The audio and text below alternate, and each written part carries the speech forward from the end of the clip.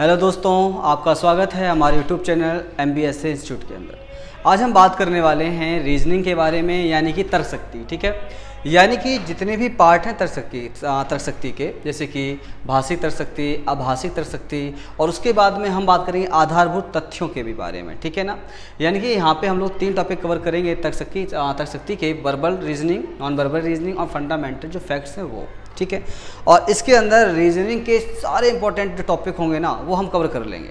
इसके लिए क्या करना पड़ेगा, आपको हमारे इस चैनल पे क्या होगा, बने रहना होगा। अगर जो भी हमारे चैनल पे नया है वो क्या करें, चैनल को सब्सक्राइब कर ले और ध्यान रखें कि वीडियो को अंत तक जरूर देखें, क्योंकि यहाँ पे मैं जो बात करने वाला हूँ ना वो सारे रीजनिंग से रिलेटेड हैं। और एक हमारा क्या चलेगा, एक कोर्स है, पूरा एक प्रकार का फ्री ऑफ कॉस्ट कोर्स है जो आपको फ्री में मिलेगा। और यहाँ पर चाहे आप SSC की तैयारी कर रहे हैं, बैंकिंग की तैयारी कर रहे हैं, रेलवे की, D++ की, यानी कोई भी गवर्नमेंट जॉब की आप तैयारी कर रहे हैं, तो समझ लीजिए आपके लिए वीडियो एकदम सुनहरा मौका लेकर आया है, जिसमें आप अपनी तैयारी एकदम परफेक्ट तरीके से कर सकते हैं। ठीक है, इसमें आप देख पा रहे हैं कि देखिए useful for all competitive exams, जितने भी कॉम्पिटिटिव एग्जाम्स हैं सबके लिए, क्योंकि इसके अंदर मैंने रीजनिंग के सारे टॉपिक कवर किए हैं। पहला देखिए, भाषिक तर्कशक्ति में जितने टॉपिक आएंगे वो सारे कवर करेंगे। आभाषिक तर्कशक्ति में जो भी टॉपिक आएंगे नॉन वर्बल रीजनिंग के अंदर वो भी कवर करेंगे। और उसके बाद हम फैक्ट करेंगे, फंडामेंटल जो फैक्ट्स हैं वो भी करेंगे। ठीक है, देखते हैं यहाँ पे इसमें भाषिक तर्कशक्ति के अंदर हमें कौन कौन टॉपिक कवर करने हैं, इसको देखें आप जरा। ठीक है, जो भाषिक तर्कशक्ति के पॉइंट हैं उनमें जो टॉपिक हमें कवर करने हैं वो देखें आप, कौन कौन से टॉपिक कवर करने वाले हैं हम। सबसे पहले हम लोग टॉपिक जो कवर करेंगे वो होगा हमारा दिशा और दूरी का, यानी कि डायरेक्शन एंड डिस्टेंस का। ठीक है, उसके बाद हम करेंगे रक्त संबंध का, ब्लड रिलेशनशिप का, देन उसके बाद संकेत और अंकन पद्धति का, सिंबल्स एंड नोटेशन के बारे में हम जो है यहाँ बात करेंगे। उसके बाद टॉपिक होगा पदानुक्रम एवं व्यवस्थीकरण, यानी कि रैंकिंग एंड अरेंजमेंट के बारे में। फिर वेन आरेख यानी वेन डायग्राम्स, लुप्त संख्या ज्ञात करना, फाइंडिंग द मिसिंग नंबर्स। उसके बाद हम निकालेंगे घन एवं जो है पासा से रिलेटेड जो क्वेश्चन होंगे, क्यूब एंड डाइस से रिलेटेड क्वेश्चन जो हैं वो होंगे, क्योंकि जितने भी टॉपिक हैं चुनिंदा टॉपिक हैं और ऐसा कोई भी गवर्नमेंट एग्जाम्स नहीं है जिसके अंदर ये टॉपिक पूछे ना जाते हों। न्याय से संबंधित भी क्वेश्चन आते हैं। ठीक है, नियत दिन और नियत तिथि और समय से रिलेटेड भी यहाँ पे क्वेश्चन पूछे जाते हैं।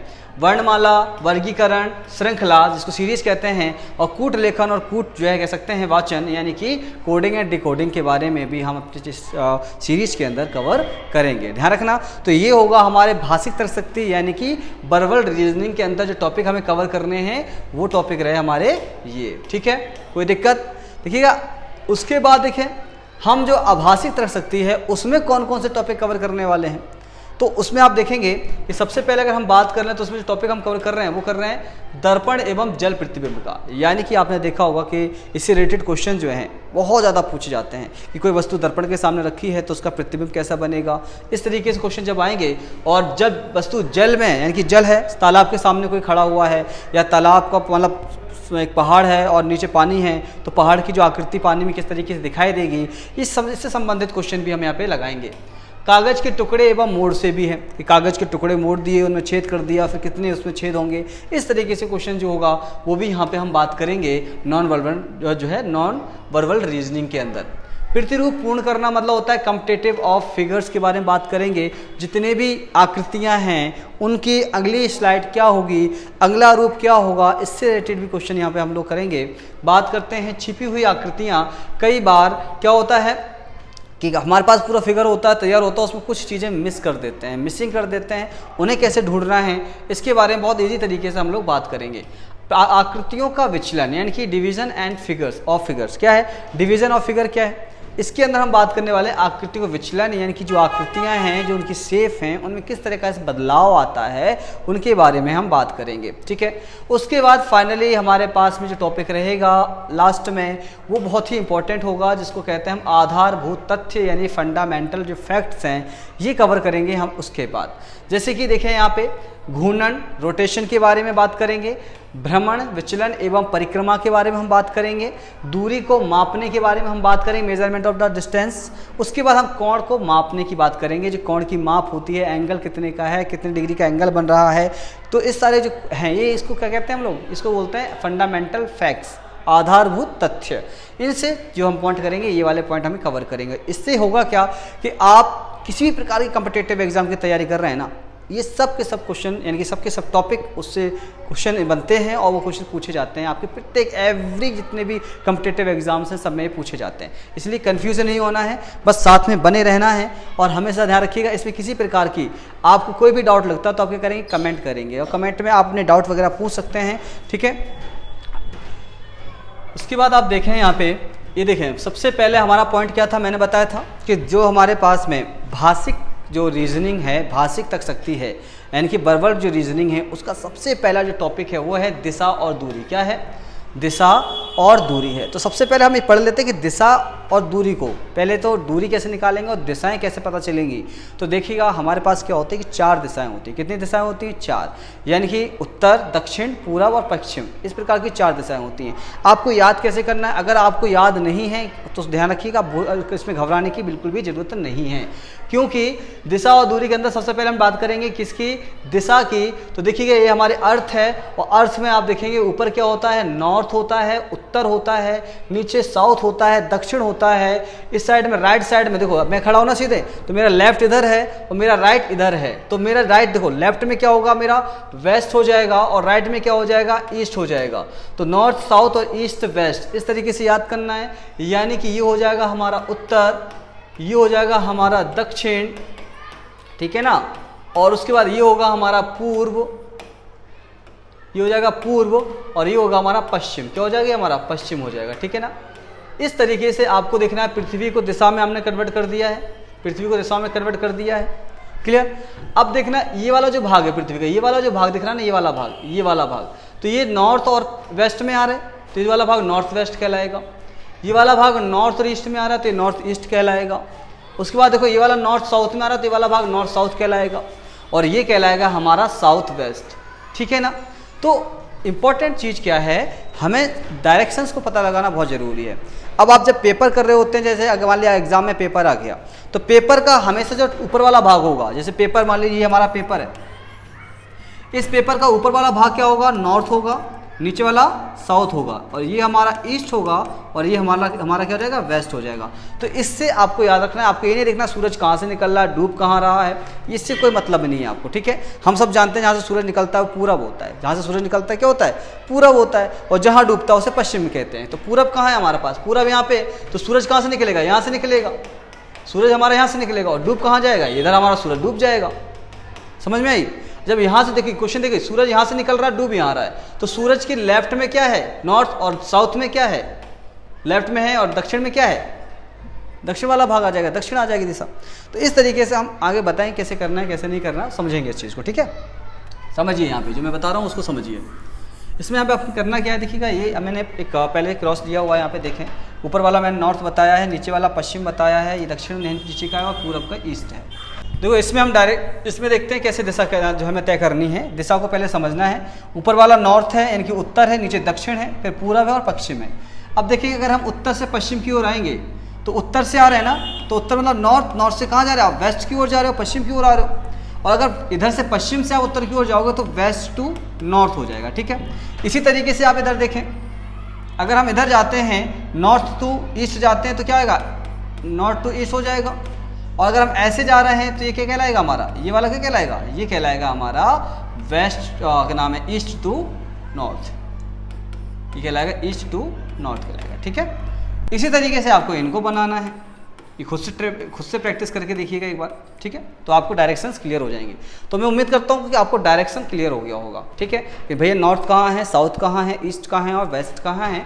ये चीज़ें आप अच्छे से समझ गए होंगे। अब देख लेते हैं जरा, यहाँ देखिए आप, ये दे रखा है डिग्री की अवधारणा। क्या है ये? इसे कहते हैं हम लोग डिग्री की अवधारणा। डिग्री की अवधारणा को कैसे निकालना है, किस तरीके से कैलकुलेट करना है, इसको समझना बहुत ज़रूरी है। इधर देखेंगे ये दे रखा है हमारे पास में, इधर मान लीजिए मेरे पास कितना है, इधर है मेरे पास 0 डिग्री, और इस तरीके से आप देखेंगे यहाँ पे ये है मेरे पास 3, 9, 6 और इसको मैं 12 ले लेता हूँ, ठीक है। यहाँ पे क्या होगा, बीचों बीच में मेरा भाग बन देगा, यहाँ से बनेगा 45, कितना बनेगा 45 डिग्री। और जैसे ही यहाँ पे आऊँगा मैं तो कितना बन जाएगा, ये 90 डिग्री। उसके बाद मेरा ये बीच वाला भाग बने कितना 45, 90 में 45 ऐड करें कितना आएगा, जल्दी बताइए, 135। और 135 में आप फिर 45 ऐड करें कितना आ जाएगा आपका 60 कितना आ जाएगा 180, कितना आ जाएगा 180 डिग्री। यानी कि आपने देखा यहाँ से यहाँ तक का जो पूरा एंगल बना कितना बना 180 डिग्री बन गया। वहीं अगर हम बात करें, अब देखो 180 में आपको कितना ऐड करना है 35 ऐड कर लीजिए 180 में, कितना आएगा 180 में 45 ऐड करना है, कितना करना 45 ऐड करें कितना आएगा, तो इसमें आएगा 225, कितना आ जाएगा 225 आ जाएगा। अब 225 में आप ऐड कर लें फिर 45 कितना आ जाएगा, 225 में अगर आप 45 ऐड करेंगे तो कितना आ जाएगा बताइए जरा फटाफट बोलिए, तो ये आ जाएगा 270 यानी कि 270 आ जाएगा। देन उसके बाद आप इधर देखें, इसमें आप फिर 45 ऐड कर रहे हैं 270 में 45 ऐड करेंगे तो कितना आएगा 5 आ गया, यहाँ पे आ गया कितना 1 और ये आ गया 3 यानी कि 315 डिग्री। ठीक है, उसके बाद में अब इसमें आप 45 ऐड करेंगे तो कितना आ जाएगा, यहाँ पे जब हम 45 ऐड करेंगे तो ये आ जाएगा 360 डिग्री।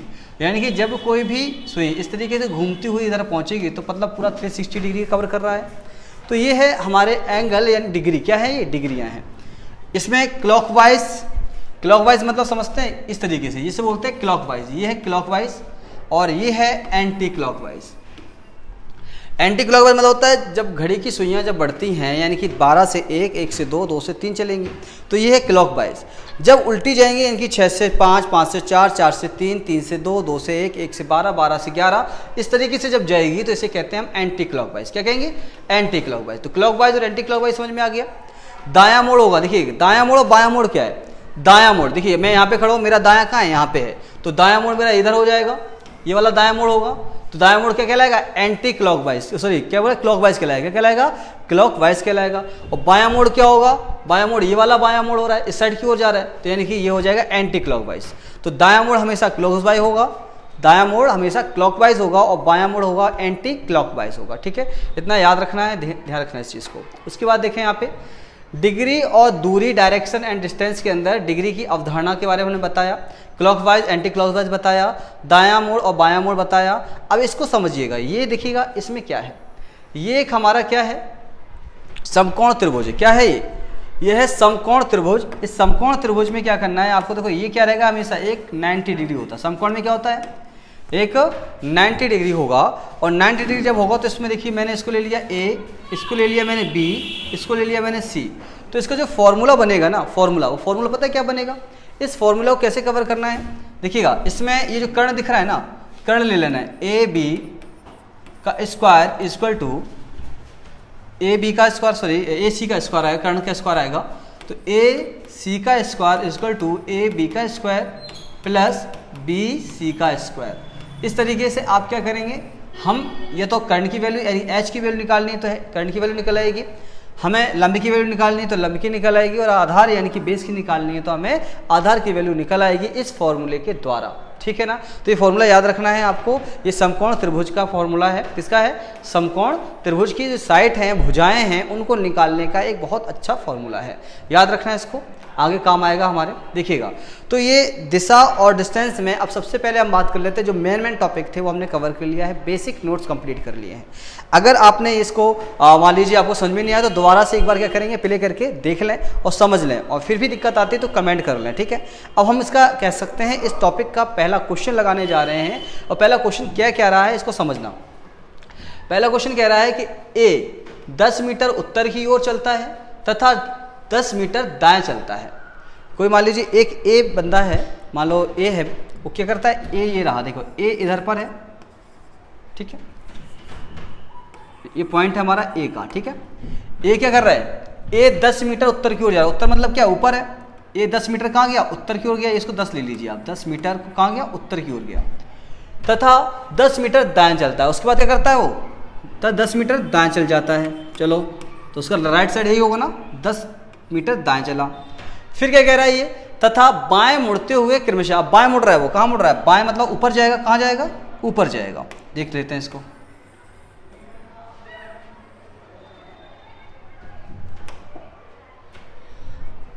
बाएं मुड़ना है इसको। ठीक है, अब बाएं मुड़ रहा है, ये मीटर चलता है, तथा बाएं मुड़ते हुए क्रमशः 5, 15 और 15 मीटर चलता है। बाएं मुड़ा और बाएं मुड़ता चला, देखिए बाएं मुड़ रहा है ना, पहले गया कितना 5 मीटर, फिर कितना चला है 15 मीटर, कितना चल रहा है वो 15 मीटर, बाएं मुड़ा 15 मीटर, फिर 15 चल रहा है, बाएं इसके 15 मीटर, फिर यहाँ चलेगा 15 मीटर, तो यहाँ पे पॉइंट आ गया उसका, यानी कि ये कितना होगा टोटल 15 मीटर। आप देखिएगा ये यहाँ से यहाँ तक 10 है, तो यहाँ से यहाँ तक ये भी 10 हो जाएगा, तो यहाँ तक वैल्यू 10 हो गई, तो ये पूरा 15, तो ये कितना हो गया 5 मीटर हो गया कि नहीं हो गया। और अब देखिए ये यहाँ से 5 है, तो देखो यहाँ से कैलकुलेट करें तो ये 5 है, तो ये भी कितना हो जाएगा यहाँ से यहाँ तक, ये भी 5 मीटर हो जाएगा। ठीक है, अब इसने क्वेश्चन क्या है समझना, ये कह रहा अभी वह अपने आरंभिक स्थान से कितनी दूरी पर है। आरंभिक स्थान पर देखो ये कितना है, ये 5 है, तो ये वाला भी 5 मीटर हो जाएगा। ये यहाँ पर है, तो यहाँ से देखिएगा पहले यहाँ पर था वो आरंभिक स्थान ये है, और अब कहाँ पर है वो, इस जगह पर है, इस जगह पर मौजूद है। तो यहाँ से लेकर यहाँ तक की दूरी कितनी, ये 5 है, तो ये भी कितनी हो जाएगी 5 मीटर। तो यानी कि वो आरंभिक दूरी से कितनी दूरी पर है 5 मीटर पे, यानी कि पहला क्वेश्चन सही हो जाएगा। समझ रहे हैं आप मेरी बात। तो इस तरीके से हमें डायरेक्शन वाले और डिस्टेंस वाले जो क्वेश्चन हैं वो सॉल्व करने हैं रीजनिंग के अंदर। उसके बाद देखें आप, ये देखिए दूसरा क्वेश्चन क्या कह रहा है, शहर डी शहर एम के पश्चिम में है, शहर आर शहर डी के दक्षिण में है, शहर के शहर आर के पूर्व में है, और शहर के शहर डी की अपेक्षा किस दिशा में है। तो आपको ये बताना है कि जो शहर के है ना वो डी की अपेक्षा किस दिशा में है, कि डी पर खड़े हो जाना है और के को आपको देखना है और बताना कि के डी से किस दिशा में जा रहा है। तो पहले तो समझिए इसको, पहले अच्छे से तरीके से हम इसके फिगर बनाते हैं। फिगर क्या बनाएंगे, शहर डी शहर एम के पश्चिम में है, मान लो शहर डी ये यहाँ पे है, शहर डी ये है, और शहर डी क्या है, शहर एम के पश्चिम में है, एम के पश्चिम में है, तो एम इधर होगा, तभी तो एम का पश्चिम इधर होगा, तो एम के पश्चिम में डी हो गया। शहर आर शहर डी के दक्षिण में है, शहर आर कहाँ है, ये रहा क्योंकि डी के दक्षिण में है यार। अच्छा, शहर के शहर आर के पूर्व में है, और शहर के जो है वो शहर आर ये रहा, आर के पूर्व में क्या है के है, ये के हो गया। शहर आर जो है शहर के जो है वो शहर आर के पूर्व में है, शहर के शहर डी से किस दिशा में, देखो इधर देखो, मैंने आपको एक तरीका बताया था, ये इधर गौर करना आप, इसको मैंने ऐसे ले लिया, इसको मैंने ऐसे ले लिया, तो मैंने बताया था ये नॉर्थ है, ये ईस्ट है, ये वेस्ट है, और ये साउथ है। तो देखिएगा ईस्ट और साउथ क्या बन गया यहाँ पे, कहाँ पर है डी में, इधर पे तो है ना, कि कहाँ पर है डी से किधर पे है, ऐसे मतलब जो है के शहर डी की अपेक्षा किस दिशा में, तो डी पे अपेक्षा के किस में है, ईस्ट और साउथ। ईस्ट और साउथ मतलब जानते हैं पूर्व और दक्षिण, पूर्व और दक्षिण दिशा। तो पूर्व और दक्षिण कहीं है, दक्षिण है, पूरब है, उत्तर पूरब है, दक्षिण पूरब है, तो क्या आ जाएगा यहाँ पे आंसर दक्षिण पूरब, या आप ऐसे ले लीजिए या आप ऐसे ले लीजिए। तो डी से के जो है वो दक्षिण पूरब दिशा में मौजूद है। ठीक है, समझ में आया कि नहीं आया। अब देखना है यहाँ पे क्या करना है। फिर भी देखो अगर मान लीजिए क्लियर नहीं हुआ है तो दोबारा से प्ले करके समझ लें, और अगर ना समझ में आए तो कमेंट कर देना, फिर मैं दोबारा से बता दूंगा इसको। ठीक है, इधर देखना, ये जो क्वेश्चन है ना, ये क्वेश्चन को आपको खुद करना है। ठीक है, ये आपके लिए होमवर्क देता हूँ मैं। ये क्या है आपका, ये आपका होमवर्क है जो कमेंट के माध्यम से देना है। किसके माध्यम से देना है आपको, कमेंट करना है, और कमेंट के माध्यम से इसका आंसर मुझे देना है। ठीक है ना।